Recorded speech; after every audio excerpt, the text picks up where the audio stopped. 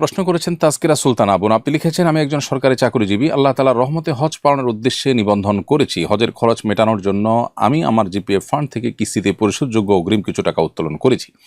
এই টাকা দিয়ে হজ করলে কি আল্লাহ হজ কবুল করবেন? বোন তাজকিরা সুলতানা, হজ এমন একটি ইবাদত যে ইবাদতের জন্য আমরা লোন করে হজের খরচ বহন করলে সেটি বিধেয় বা জায়েজ, সেটি কোনো মৌলিকভাবে অসুবিধার বিষয় নয়।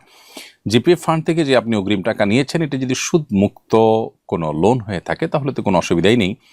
আর যদি এটা সুদি লোন হয়ে থাকে তাহলে এটি একটি গুনাহের কারণ আপনি হজের মতো ইবাদত বা যে কোনো কাজ করার জন্য সুদি লোন নিয়ে সেটি কাজ করতে পারেন না। সুদকে আল্লাহ তাআলা হারাম করেছেন। এমনকি হজের জন্য আপনি সুদি লোন নিতে পারেন না। যদি আপনি নিয়ে থাকেন তাহলে সেক্ষেত্রে এটি ছাড়া বিকল্প কোনো ওয়েতে আপনার হজে যাওয়ার চেষ্টা করা উচিত। তারপরেও যদি আপনি মূল টাকা যেহেতু আপনার হালাল, আপনি যদি হজ করে ফেলেন, হজ হয়ে যাবে ইনশাআল্লাহ। কিন্তু সুদি কারবার করার কারণে আপনি গুনাহগার হবেন এবং হারাম টাকায় আসলে হজ বা উমরা বা অন্য কোনো ইবাদত আল্লাহর কাছে সেইভাবে গ্রহণযোগ্য হয় না।